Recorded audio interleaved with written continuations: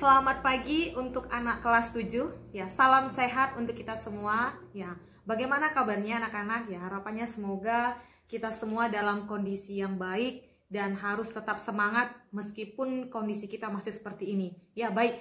Nah, hari ini kita akan membahas tentang apa itu hukum Kepler pertama, hukum Kepler kedua, dan hukum Kepler ketiga pada sistem tata surya ya. Baik, kita masuk ke hukum Kepler pertama ya.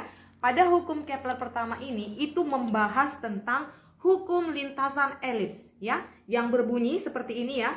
Semua planet bergerak pada lintasan elips mengelilingi matahari dengan matahari berada di salah satu fokus elipsnya ya. Nah, gambar untuk hukum Kepler pertama itu ya, misalkan begini ya.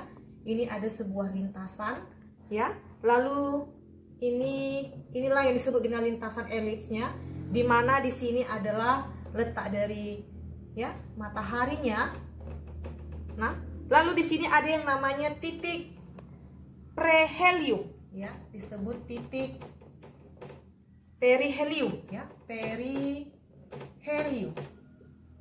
Nah, lalu di sini disebut dengan titik aphelium ya.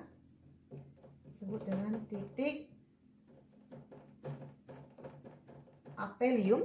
Lalu ini adalah planetnya ya. Ini adalah planet.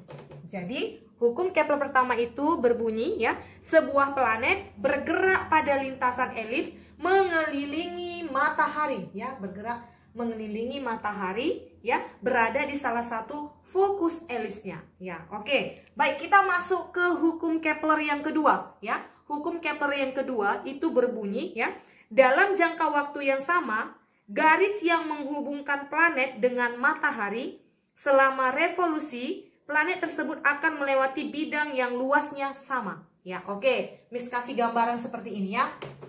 Sesuai dengan hukum Kepler kedua ya. Misalkan ini sebuah lintasan ya. Oke. Lalu di sini letak matahari sebagai pusatnya ya, matahari. Lalu ini ada planet yang melintasinya ya. Kita anggap ini adalah R, planet R, lalu ini planet S ya, lalu ini planet Q, lalu ini planet P.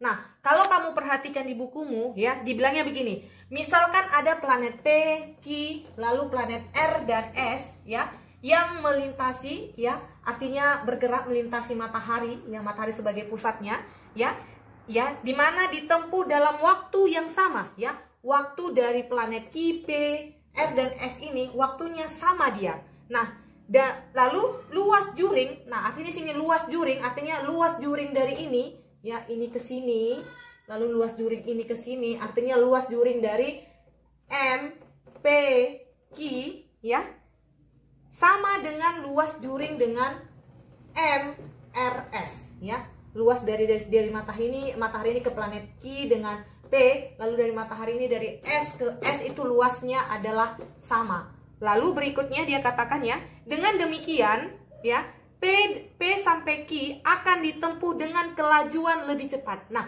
kenapa dia memiliki dengan kelajuan lebih cepat? Kenapa planet P dan Q itu memiliki kelajuan lebih cepat daripada planet R dan S ya? Karena planet P dengan Q ini bergerak, dia itu berada pada dekat dengan matahari, sehingga dia memiliki kelajuan yang lebih cepat daripada planet R dan daripada planet S dia. Nah, jadi ya, dia bilang dengan demikian P dan Q akan ditempuh dengan kelajuan lebih cepat dibandingkan pada saat menempuh R dan S. Nah, oleh karena itu kelajuan edar planet akan lebih cepat jika berada di dekat matahari dibandingkan dengan kelajuan planet saat jauh dari matahari. Nah, jadi sesuai dengan hukum Kepler yang kedua itu ya, dalam jangka waktu yang sama, garis yang menghubungkan planet dengan matahari ya, tadi dia bilang kan dia memiliki waktu yang sama ya kan, garis yang menghubungkan planet dengan matahari, ada planet Q dengan P ya, yang jaraknya dekat dengan matahari, dan ada planet R dan S ya, agak jauh dia dari matahari ya.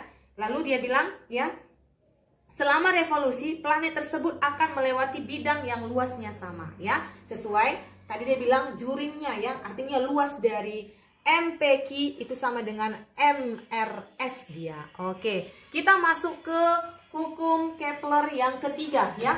Nah, hukum Kepler yang ketiga itu ya berbunyi begini dia.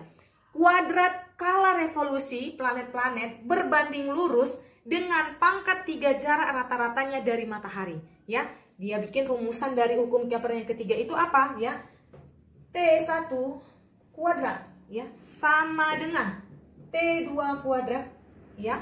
Itu sama dengan ya jarak rata-ratanya dari matahari ya. Nah, ini untuk revolusi dari planet itu ya, T1 kuadrat sama dengan revolusi yang kedua dikuadratkan, lalu jarak rata-ratanya dari matahari ya. Berarti jarak rata-rata pertama pangkat 3 ya, itu berbanding dengan ini banding ya. Sama di artinya ya. Jarak rata-rata yang kedua kita kuadratkan, di mana T1 kuadrat itu artinya adalah skala revolusi planet pertama ya. Skala revolusi planet pertama. Nah, untuk T2 kuadrat itu ya, itu adalah skala revolusi planet kedua ya.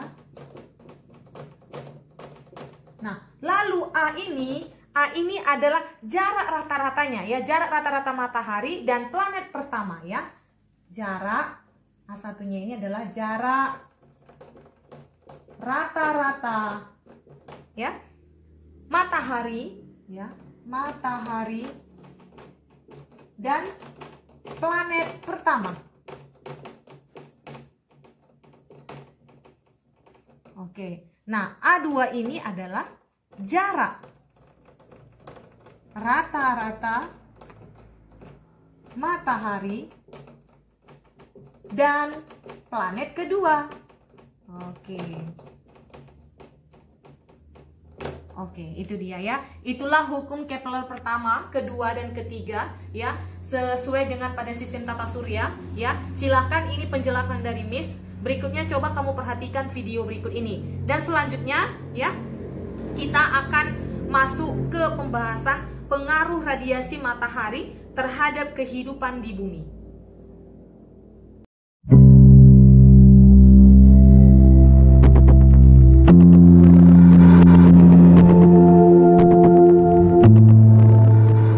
Halo, berjumpa lagi di channel Belajar Bareng. Kali ini kita akan mempelajari mengenai hukum Kepler. Hukum Kepler sebelumnya ada 3, yaitu hukum 1 Kepler, hukum 2 Kepler, dan hukum 3 Kepler. Nah, ini kita akan mempelajari mulai dari hukum 1 Kepler. Hukum 1 Kepler ini mengenai hukum lintasan elips. Hukum 1 Kepler berbunyi, semua planet bergerak pada lintasan elips mengelilingi matahari dengan matahari berada di salah satu fokus elips. Di mana hukum 1 Kepler ini berhasil menyatakan bentuk orbit planet, tetapi gagal memperkirakan kedudukan planet pada suatu saat. Selanjutnya yaitu mengenai hukum 2 Kepler. Hukum 2 Kepler berbunyi, suatu garis khayal yang menghubungkan matahari dengan planet yang menyapu luas juring yang sama dalam selang waktu yang sama. Di mana di sini ada kelajuan revolusi planet terbesar, yaitu ketika garis khayal terpendek atau disebut perihelium, yaitu planet yang berada paling dekat dengan matahari, yaitu bisa dilihat ini perihelium paling dekat dengan matahari. Sedangkan kebalikannya yaitu kelajuan revolusi planet terkecil ketika garis khayal terpanjang atau disebut aphelium, yaitu planet berada paling jauh dari matahari. Nah, ini bisa dilihat. Jadi kelajuan revolusi planet terbesar itu di perihelium, sedangkan kelajuan revolusi planet terkecil di aphelium. Selanjutnya yaitu mengenai hukum 3 Kepler, di mana mengenai hukum harmonik. Hukum 3 Kepler berbunyi, perbandingan kuadrat periode revolusi planet mengelilingi matahari dengan pangkat 3 jarak rata-rata ke matahari adalah sama untuk semua planet. Hukum 3 Kepler dirumuskan T kuadrat per R pangkat 3 sama dengan K, sehingga T1 kuadrat per T2 kuadrat sama dengan R1 pangkat 3 per R2 pangkat 3, di mana T ini adalah periode revolusi dalam satuan waktu orbit, sedangkan R adalah jarak planet ke matahari dalam satuan meter. Sekian mengenai hukum 1, 2, 3 Kepler.